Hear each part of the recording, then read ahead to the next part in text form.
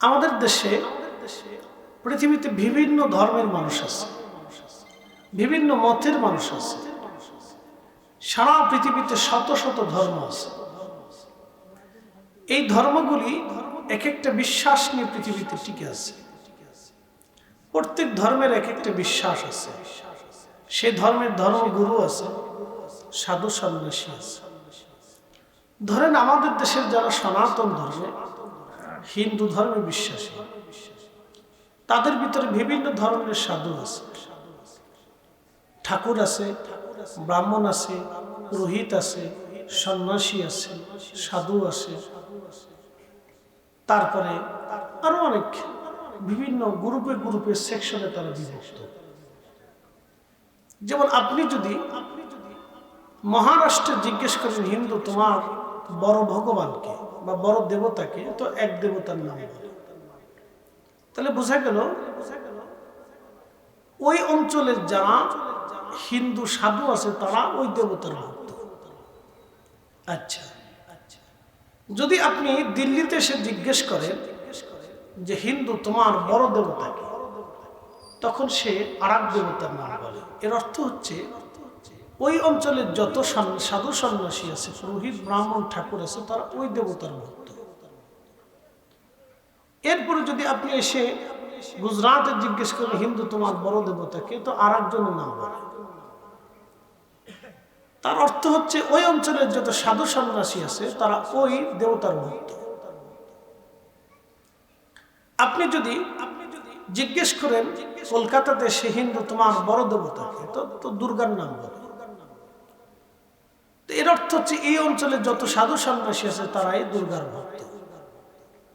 যদি আপনি নেপালে যে কোন হিন্দুকে জিজ্ঞেস করেন তোমার বড় দেবতাকে, তখন তারা বলে আমাদের বড় দেবতার নাম কৃষ্ণ। এর অর্থ হচ্ছে তাদের এই সনাতনী সাধু সন্ন্যাসীরা এই দেবতার ভক্ত। প্রদেশ অনুযায়ী অঞ্চল ভিত্তিক তাদের দেবতাও ভিন্ন, এবং তারা এক একজনকে এক একটা বড় দেবতা হিসেবে মেনে চলে। আমরা যারা মুসলমান আছি, সারা পৃথিবীতে আমাদের এক আকীদা, এক বিশ্বাস, এক মতবাদ, আমাদের রব একজন। কথা ঠিক কিনা? আমাদের রব কয়জন? একসাথে বলি, কয়জন? এতে কোনো সন্দেহ নাই, কোনো সংশয় নেই। আমাদের রব একজন। প্রিয় উপস্থিতি, হাজিরিন, তো বলছিলাম যে প্রত্যেক ধর্ম তার বিশ্বাসের উপরে প্রতিষ্ঠিত। আমরা যারা ইসলাম কবুল করেছি, আমরাও একটা বিশ্বাসের উপর প্রতিষ্ঠিত। আমাদের একটা বিশ্বাস আছে।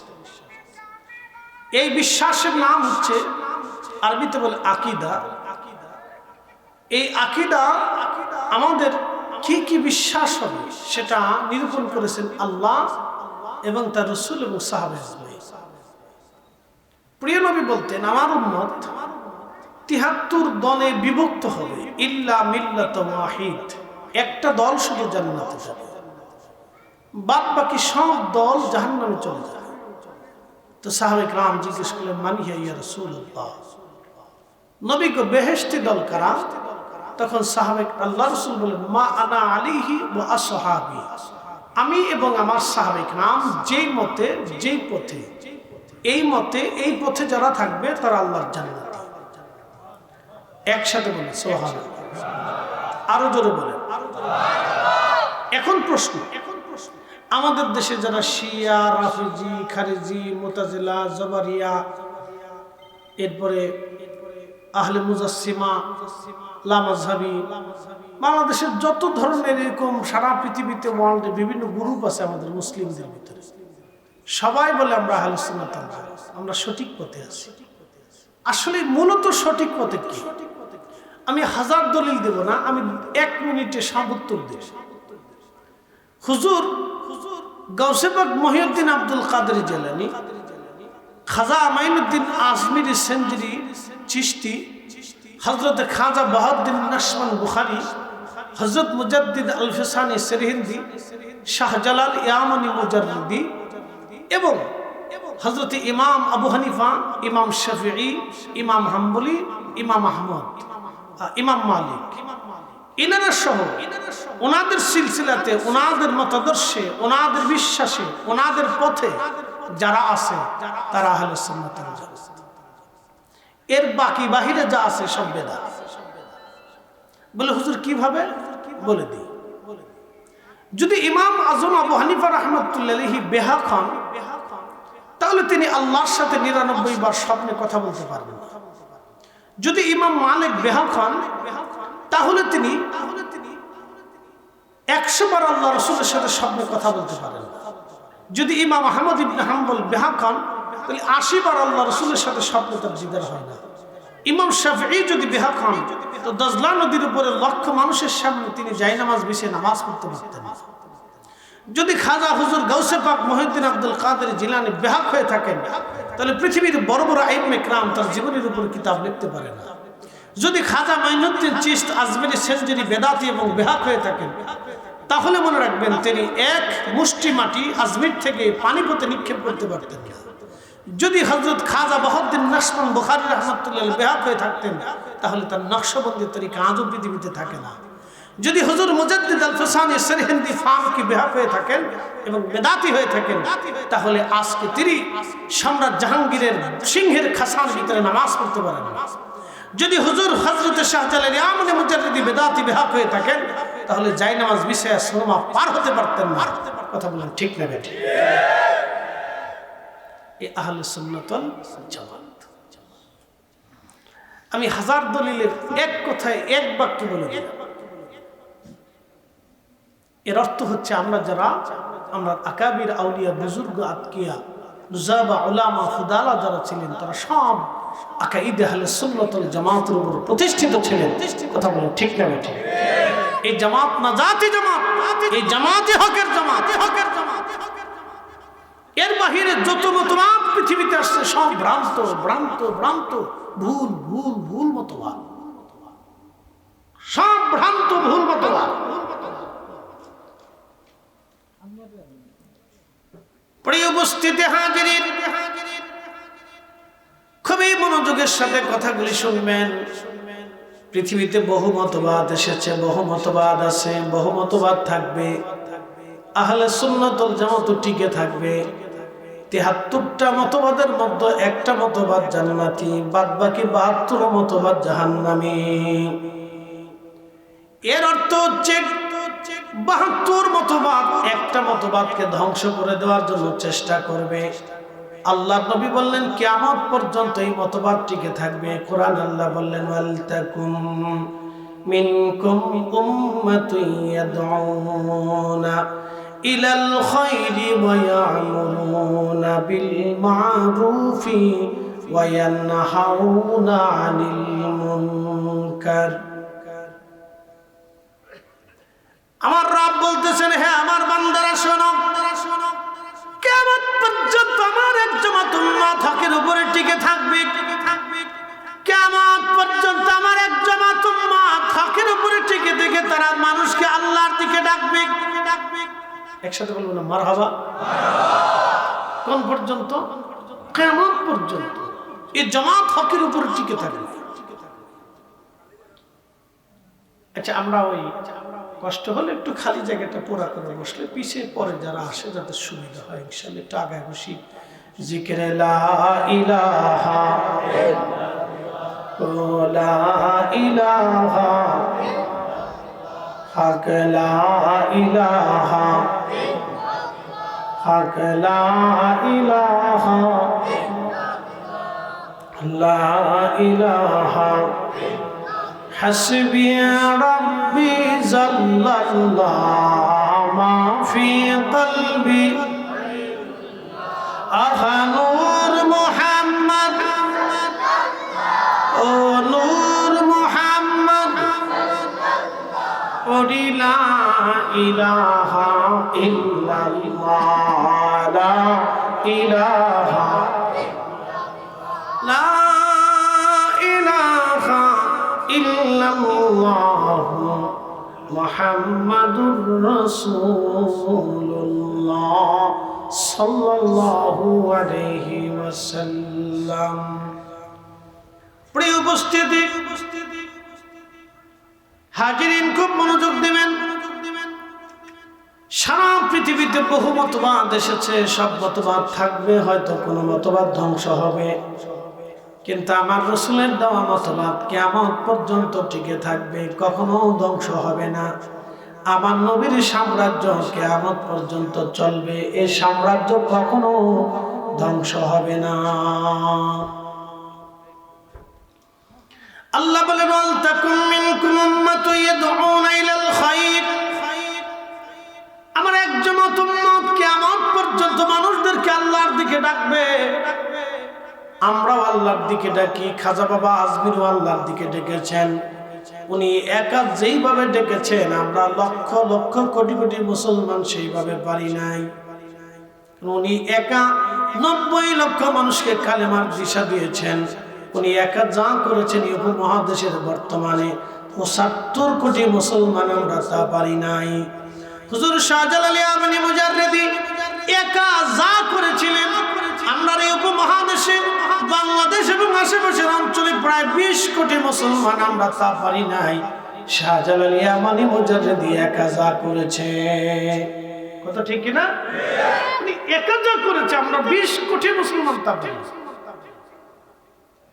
এই জন্য এই জামাত ওনাদের আদর্শগত মতাদর্শ ভিত্তিক যে জামাত আছে এটার নাম আহলে সুন্নাত ওয়াল জামাত, কিয়ামত পর্যন্ত টিকে থাকবে। এবং তারা ওয়ায়ামুরুনা বিল মা'রুফ, মানুষকে ভালোর দিকে ডাকবে। 1 নম্বর সহিহ বিশুদ্ধ ঈমানের দিকে। 2 নম্বর ওয়ায়ানহাউনা আনিল মুনকার, তারা মানুষকে সব নিকৃষ্ট খারাপ ফায়সা কুকর্ম এবং বদ আকীদা থেকে মানুষকে ফিরিয়ে আল্লাহর দিকে ডাকার চেষ্টা করে। এটা কিয়ামত পর্যন্ত টিকে থাকবে, আল্লাহর কোরআনের ভাষ্য। তো আল্লাহ আমাদেরকে সেই জামাতের অনুসারী করছেন, এই জন্য একসাথে বলেন আলহামদুলিল্লাহ। এটা কার দয়া? একসাথে বলতে হবে কার দয়া? আল্লাহর দয়া। যে আল্লাহ আমাদেরকে গোমরা বানালেন, পথভ্রষ্ট বানালেন, ওই জামাতের অধিকারী হিসেবে আল্লাহ, অনুসারী হিসেবে আল্লাহ আমাদেরকে কবুল করছে। এটা আমাদের ভাগ্য। প্রিয় উপস্থিতি, খুব মনোযোগ দেবেন। প্রিয় হাজিরিন, আমি কোরআন শরীফ থেকে সূরা বাকারার প্রথম থেকে আপনাদের সামনে তেলাওয়াত করেছি, এর উপরে আলোচনার দিকে চলে যাব। রব্বুল আলামিন আল্লাহ আমাদেরকে বলেন আল্লাযীনা ইউমিনুনা বিল গায়ব। পৃথিবীতে কারা সফল কামাবে? আর একটু টোনটা একটু ইকোটা একটু কমে। পৃথিবীতে কারা সফল কামাবে? রব্বুল আলামিন আমাদেরকে সফল কাম করা হবে আল্লাহ শিখিয়ে দিলেন। কে সফল কাম হবে? কারা সফল কাম হবে? আমরা সবাই ব্যবসার জন্য সফল হতে চাই, চাকরির ক্ষেত্রে সফল হতে চাই, মাদ্রাসার ক্ষেত্রে সফল হতে চাই, প্রতিষ্ঠানিক ক্ষেত্রে সফল হতে চাই, রাজনৈতিক ক্ষেত্রে সফল হতে চাই, ব্যবসায় সফল হতে চাই, উপার্জনে সফল হতে চাই, বিয়ে থায় সফল হতে চাই, লেনদেনে সফল হতে চাই। দুনিয়াতে আমরা চাই সবাই সফল হব, সফল। এখন আল্লাহর কোরআন অনুযায়ী পৃথিবীতে কারা সফল হবে এটা আল্লাহ আমাদেরকে দিক নির্দেশনা দিয়েছে। আমরা চাই সবাই সফল। আমরা বক্তার জীবনেও চাই বক্তা সফল হতে চাই। আমি হারামাইন এবছর হজে হারামের কবুতর চত্বরে বসে হারাম থেকে বেরোচ্ছি, তো একজন বক্তার সাথে আমার দেখা লাগে, ভাইয়ের সাথে। তো তিনি আমাকে জড়িয়ে ধরে বলে, ফরিদি ভাই আপনার আলোচনা শুনুন। আমি মাশাআল্লাহ। তো দুজন একসাথে এই কবুতর চত্বরে বসলাম। তো বসে বসে গল্প করতেছিলাম, হেরেমের দিকে তাকাই, খুব ভালো লাগতেছিল। এশার নামাজ পড়ে বেরোয় আমরা কোনো বসে বসে কথা বলতেছি। তো বলতেছে, ভাই বক্তার জীবনে সফল কিভাবে হওয়া যায়, কিভাবে মার্কেট পাওয়া যায় আমার বলতেছে। আমি মুস্কি হাসি দিয়ে বললাম, ভাই অনেক বেশি জনপ্রিয় হতে চান না? কাহা তা বললাম যে আচ্ছা শোনেন। আমি বললাম, শোনেন, বক্তার যে বিষয়ের উপরে আলোচনা করবে বক্তাকে সেই বিষয়ের উপরে আমল থাকতে হয়, সে বিষয়ের উপরে তাকে ইখলাস থাকতে হয় এবং বিশুদ্ধ আমল থাকতে হয়। তা না হলে সে সাকসেস হতে পারে না। এটা আমার সারা জীবনের অভিজ্ঞতা। আমাদের বক্তার যে বিষয়ের উপরে আলোচনা করবে সেই বিষয়ের উপরে তাকে একিন থাকতে হবে, আমল থাকতে হবে। আমি তাকে বুঝাইলাম যে এইভাবে আপনি যদি সফলতা চান, তো পৃথিবীতে সবাই সফল হতে চায়। দেখেন বক্তব্যের জীবনে অনেকে সফল হতে চায়, যে ভালো বক্তব্য কিভাবে দেওয়া যায়, ভালো বক্তব্য কিভাবে দেওয়া যায়। তো প্রিয় উপস্থিতি, খুব মনোযোগ দিবেন। আল্লাহ আমাদেরকে শিখাইলেন যে তোমরা পৃথিবীতে এবং হাসরে কিভাবে সফল হবে, আল্লাহ শিখাইলেন। প্রথম নম্বর, আল্লাযীনা ইউমিনুনা বিল গায়ব, তোমরা গায়েবের উপর বিশ্বাস করো। এখন গায়েব কি? যেটা পঞ্চ ইন্দ্রিয় দ্বারা দেখা যায় না, ধরা যায় না, ছোঁয়া যায় না, উপলব্ধি করা যায় না, এটার নাম হচ্ছে গায়েব। যেমন আগামীকাল আপনার জীবনে কি আসতেছে আপনি নিজে জানেন না, আমি জানি না, পৃথিবীর মহাকাশ বিজ্ঞানী জানে না, পারমাণবিক বিজ্ঞানী জানে না, পদার্থবিদ জানে না, রসায়নবিদ জানে না, নোবেল যারা দেয়, যে সমস্ত বিষয়গুলির উপরে দেয়, সেই সমস্ত বিষয় যারা পর্যবেক্ষণ করে তারাও জানে না, মার্কিন প্রেসিডেন্টও জানে না, এবং রুশিয়ান প্রেসিডেন্টও জানে না, চাইনিজ প্রেসিডেন্টও জানে না আগামী মুহূর্তে তার ভাগ্যে কি আছে। মক্কার ইমাম জানে না, মদিনার ইমাম জানে না, আমরা কেউ জানি না আগামী মুহূর্তে আমাদের ভাগ্যে কি আছে। এর অর্থ হচ্ছে আমরা আল্লাহর কাছে অসহায়। আসতে বলেন কেন, জোরে বলেন। আমরা সবাই কার কাছে অসহায়? জোরে বলেন, কার কাছে? আরো এই বছরে আল্লাহ চোখে আঙ্গুল দিয়ে দেখাই দিয়েছে আমেরিকারে, যে তুমি যতই পারমাণবিক 2-4টা বোমা বানায় লাফালাফি করো, 4টা ক্ষেপণাস্ত্র বানায় লাফালাফি করো, 10টা বোমা বানায় বিমার বানায় লাফালাফি করো, 20 লক্ষ সৈন্য নিয়ে লাফালাফি করো, আমি তোমার দেশে আগুন ধরাই দিলাম, তুমি ফেলে নিয়ে যাও। আল্লাহু আকবার, জোরে বলেন, জোরে জোরে জোরে। মালিককে, ক্ষমতা কার হাতে? এই যে চেষ্টা করলো আগুন নিয়ন্ত্রণে আনতে পারে, আল্লাহ বলে দিলেন আমার ফয়সালার আগ পর্যন্ত তোরা যত পানি ঢালিস আর ওষুধ ছিটাস, যত বিমান দিয়ে লোক দিয়ে চেষ্টা করিস, কাজ হবে না। আমি যেই দিন নিভাবো সেই দিন নিভাবো। কথা ঠিক আছে কিনা? আল্লাহ চোখে আঙ্গুল দিয়ে দেখাই দিল, তোমার যতই ক্ষমতা থাকুক আমি আল্লাহর কাছে তুমি অসহায়। এটা বুঝতে হবে। এই জন্য আল্লাহ বলছেন আল্লাযীনা ইউমিনুনা বিল গায়ব। হুজুর, সফলতা আনতে হলে উম্মতকে বলেন সে যেন গায়েবের উপরে বিশ্বাস করে, আমি মালিক, আমি আল্লাহ এক, লা শারীকা লাহ, লা শারীকা লাহ, লা শারীকা লাহ, আমি আল্লাহর কোনো শরীক নাই। আপনার উম্মতকে বলেন বিশ্বাস করতে, মানতে বলেন। আল্লাহুস সামাদ, আমি আল্লাহর কোনো আমি কারো মুখাপেক্ষী না। লাম ইয়ালিদ ওয়া লাম ইউলাদ, জন্ম দেই না, জন্ম নেই নাই। বলে দেন কুল হুয়াল্লাহু আহাদ, আমি আল্লাহ এক। বলে দেন আল্লাহু লা ইলাহা ইল্লা হুয়াল হাইয়ুল কাইয়্যুম, আমি আল্লাহ চিরঞ্জীব, চিরস্থায়ী, শুরু নাই, শেষ নাই, মধ্য নাই, মাঝখান নাই, অতীত নাই, বর্তমান ভবিষ্যৎ, আমি আল্লাহর কিচ্ছু নাই। আমি অতীত সৃষ্টি করেছি, বর্তমান ভবিষ্যৎ আমি সৃষ্টি করেছি, কাল সৃষ্টি করেছি, আমি আল্লাহ আধার আলো সৃষ্টি করেছি, আমি আল্লাহ দিক সৃষ্টি করেছি, ডান বাম সামনে পিছে উপরে নিচে দৈর্ঘ্য প্রস্থ ব্যাস ব্যাসার্ধ আমি আল্লাহ সৃষ্টি করেছি। এগুলি থেকে আমি আল্লাহ মুক্ত। একসাথে বলুন আল্লাহু আকবার। উম্মতকে বলেন এগুলি বিশ্বাস করাতে। আমাদের দেশে একদল আছে আছে না ভাই, এদের বিশ্বাস হলো আল্লাহর আকার। বাংলাদেশে আর একটা ভণ্ড আছে, এটার নাম দেওয়ানবাগি। এতরও আকিদা আল্লাহ আকার, তার বই আছে, আমি বই পড়ছি। আরো নেস্টিক কিছু আকিদা আছে। আল্লাহ তাদেরকে হেদায়েত করুক, দোয়া করে বলে আমিন। খুব নেস্টিক আকিদা। যেমন লালন আছে না, লালন ফকির ছিলেন তো আপনারা, তাদের একটা মতবাদ আছে। এই ফকিরি মতবাদে একটা মতবাদ আছে, তাদের মতবাদ আমি আপনাদেরকে শোনাই।